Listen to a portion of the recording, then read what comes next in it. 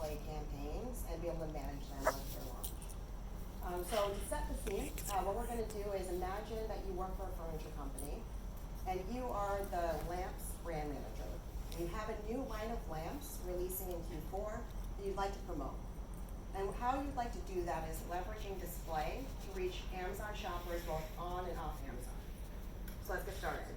So first, what we're going to do is build campaigns. You can see those 4 audience tactics that Alan mentioned, and then we'll go back and look to see how you can manage your campaign post-launch. So where I am right now is in the campaign manager. What you see here is overall performance for your campaigns. You're also able to see what campaigns you have live and be able to manage them. But since we are going to build a campaign, first what you do is create campaign. Then you're able to see the sponsored ads suite. But again, since you're focused on display, you decide to select sponsored display. And then you get into the basic settings of the campaign. So knowing that you're promoting your lamp line, and it is going to be focused on Q4, there are some of those qualities that you want to make sure you add into the campaign title. So it's very easy for you to recall what is actually in that campaign and the focus. So for this campaign name, you put in lamps. For this first campaign itself, you will build a views audience tactic to reach shoppers that view your product detail page off Amazon. So you put in views and then Q4 for the time period. Then you get to schedule the campaign. As you can see, the start date automatically starts today, but you can push it out to schedule a campaign in advance. Then you also have your end date. We do have it automatically set for no end date. We do have this information here on the right-hand side that explains why we have those default settings. We do encourage a no end date to make sure you have an always on campaign so you're able to reach shoppers whenever they're in the shopping mindset. However, since this is a Q4 campaign, you do edit the end date. When you click in, you see that automatically pushes back by 6 months. But again, this is Q4, so you decide to toggle forward and you click on December 31st. And then you choose your daily budget. The default budget is $100, but how you should make the decision of what your budget should be based on what you think will help you be able to run that campaign throughout the day. So think about like the season, the time period, or even your category, how competitive it is. So for you, since this is Q4, you decide to have $200 for your daily budget for this campaign. And then now you get to choose your targeting. So as Alan mentioned, we do have 4 audience tactics. We're first going to build a views campaign, and then we'll come back and look at the other 3 audience tactics so you can see that experience and the differences. So easily enough for targeting, it's already automatically selected for audiences, and then under audiences you have views. You also have this useful information here on the right-hand side that breaks out details like the placements and this cost per click. And then now you come down to choose your product. You are able to see all the products in your catalog in the ASIN picker, but since we are focused on lamps, you type in lamp. And you are able to add in as many of lamp products as you would like in your catalog. So for example, right now you're able to click and add all that are on this page. So you can automatically select 49 products. If you see a product here that you do not want in your campaign, you can easily click the X to remove it. Or you can click remove all and start from scratch. So for this campaign though, you would like to promote these 3 specific ASINs or products. Once you have those selected, you go down and choose the bidding. You'll see the default setting is for $1 bid. But again, for your bid, you should think about the maximum amount you're willing to pay for a click. So since your budget's $200, it is Q4, you want to be competitive, you increase it to $2. And that's as simple as it is. If you're ready to launch the campaign, you just submit it for review, and then it goes live momentarily. Or you can save it as a draft and come back and launch it later on. So what is it like though when you look at the other 3 audience tactics? So as you come back to the targeting options here, I'll keep the campaign settings as the same.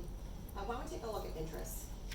What's different from interests and views is that interest is focused on shoppers that show an interest in your type of product. And so as we go down again, you choose lamp.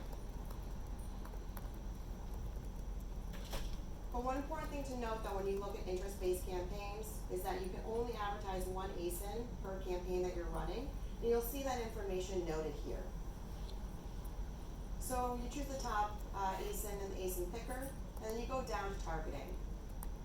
Already you can see that we're bringing in all the interests, regardless if it's relevant for your product. So it's useful for you to see if you do want to target a different type of interest, but since you are advertising lamps, you decide to come down to home and garden, which seems relevant for lamps.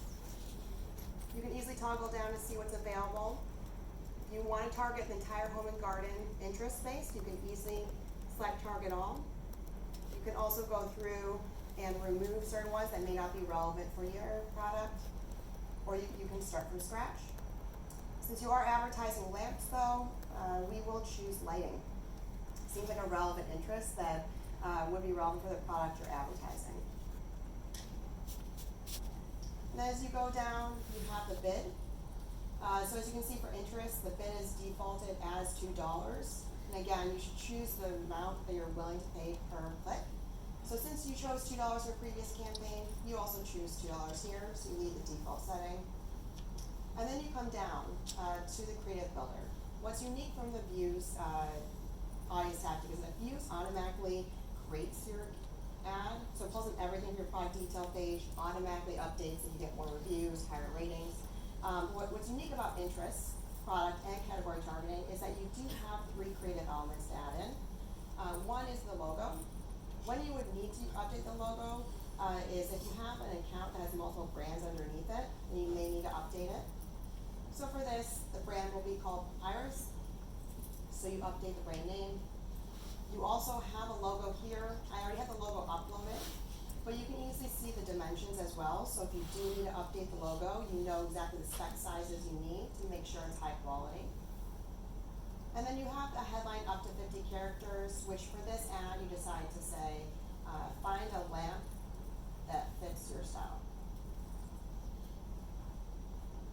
And then within the creative preview, you can easily toggle across the sizes to see the different experience. You can also use the drop down to look at a specific size you may be interested in, like 300 by 250. It's as simple as that. So based on these inputs, if you're ready to launch your campaign, you submit it for review. It does go to moderation. It does take up to 72 hours, but right now they're averaging about 24. So now you've seen the audience tactics, both interest and views. Let's take a closer look at product targeting. So going back to the targeting section, and this time I'm selecting product targeting. And as Alan mentioned, you have 2 options, and if you were familiar with product display ads before, this will be familiar to you. We're first going to look at product targeting. So why would you use product targeting? Product targeting is useful if you would like to target specific products to be able to try and show up on their product detail pages. So for example, if you're trying to cross-sell and upsell for other products within your furniture line, you may also want to be thinking about targeting other relevant types of companies. So now that I have product targeting, again, I'm going to stay with the lamp space. So I will choose a lamp, and then as I go down, you will see that you have 3 options to choose for product targeting. We do provide suggested products. As you can see here, we have 149 suggested based on the ASIN that you chose to advertise. Additionally, you could search. So for example, if you have an ASIN, a product name, for this example, I'll just put in lamp. Or if you already have a pre-created list, you can easily put it in here and be able to target those ASINs very quickly. For this demo, I'm just going to target all the suggested products. And as you can see, all 149 suggested products were automatically added to my campaign. I could easily go through and remove certain ones that may not be relevant. And then the only other thing that's unique about product targeting, different from interest-based targeting, is that you're seeing here you have automatically selected the expand targeting to other closely related products. It's automatically selected, and when you unselect it, a notification will pop up. The reason why we do recommend it is to make sure that you're getting as many impressions as possible. So even though you're targeting those 149 products, there may be a very closely related product that would be relevant for you to target, so it allows us to be able to expand to those. And then lastly, out of the audience tactics, we have categories. So a A common question we get is the difference between interests and categories. So categories is targeting would be relevant if you want to be able to target a specific category. And when I say that is that, for example, with lamps, you may want to target the lighting category within Amazon and then show up for anything that falls underneath the lighting category. So as I go back down, again, same experience for choosing the product, so I'll just move down to targeting. What I like about this experience is it automatically pulls in the category that would be relevant for the product that you chose to advertise. So already you have lighting and ceiling fans.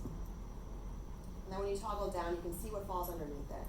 You could select all, but since you are advertising lamps, it would make sense for you to stay somewhat in that realm. So for example, lamps and shades. You can also though add in other ones. So for example, novelty lighting. And then you continue through the campaign builder. And again, it's the same experience, so it's very easy for you to quickly create these campaigns just in minutes. So now that you've built 4 campaigns and you've launched them, how do you manage campaigns once they're live? You go back to the campaign manager.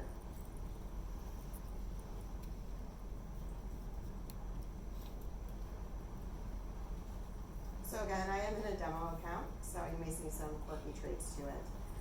But as you go down, you can see the different campaigns you have live. So it includes the other sponsored ads products. You can also be able to customize your columns. You're able to see the metrics that may be useful for you. For you, I've chosen to look at my impressions, clicks, and click-through rate because that seems relevant for me for sponsored display. And so I click into this campaign.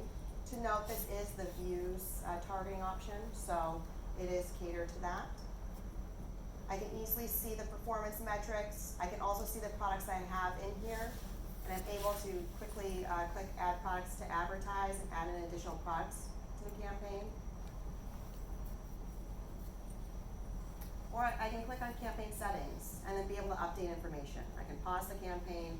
I can change the schedule date to a longer period. So let's say your Q4 campaign is performing really well and you want to extend it past that date, you can. You can also change your bid and your budget. And it notes also the details of which campaign you are targeting or which audience tactic. And it's as simple as that to manage your campaign for sponsored display. So now Alan's going to come back up on stage and walk you through best practices.